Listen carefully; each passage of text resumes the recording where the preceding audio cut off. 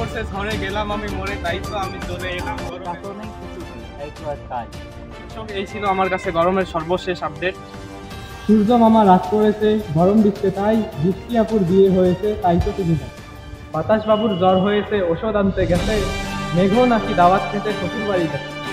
সূর্য মামা রাগ করো না, ঠান্ডা হও না এবার, তোমার গরম সহ্য হয় না, কষ্ট হচ্ছে সবার।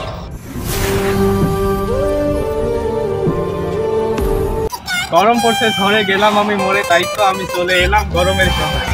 शाबाश बेटा, बहुत बढ़िया। দর্শক আপনারা দেখছেন কলাবাগান টিভির সংবাদ, সাথে আছি আমি স্যালমন ড্রিঙ্ক। আজকে আমি গরম নিয়ে কিছু বলবো। ওই দেখা যাচ্ছে একটা ছেলে আসতেছে, সরাসরি আমি চলে যাচ্ছি তার কাছে। আপনারা আমাদের সাথেই থাকুন। বাবু, এই গরমে তোমার কেমন লাগতেছে? হ্যাঁ, আমার ভালোই লাগতেছে। ও, এই গরমে তোমার বাসায় কি ধান সিদ্ধ করছে? না, তো তোমার ভালো লাগতেছে কেন? আরে আঙ্কেল, আমার ভোটের আইডি কার্ডে যে ছবিটা ছিল আমার চেনা যায় না। এই গরমে আমার মুখ ঘষে এখন সে আমার চেনা যায় যে আমি ওই ভোটার ছিলাম।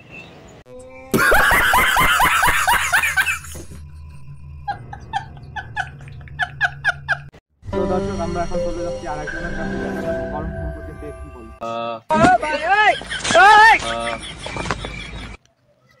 বাবু, এই গরমে আপনার কেমন লাগতেছে? তারপরে আমি যখন তোমার মতো ছিলাম তখন তো আমরা দৌড়ে যাইছি গরম। কেন দাদু, সেই সময় কি আপনার গায়ে এসি লাগানো ছিল?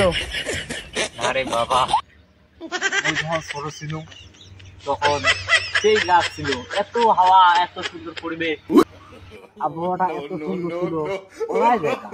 তারপরে মানুষ বাড়ি ঘোড়া তৈরি করা শুরু যে বিল্ডিং দিয়ে, এই বিল্ডিং এর ধোয়াতে গাছপালা কাটতে কাটতে আজকাল গাছও নেই, কিছু নেই, তাই তো আজকাল এত গরম।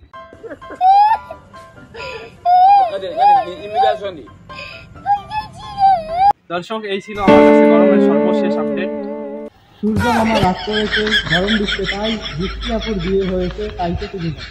বাতাস বাবুর জ্বর হয়েছে, ওষুধ আনতে গেছে, মেঘও নাকি দাওয়াত খেতে শ্বশুর বাড়ি গেছে।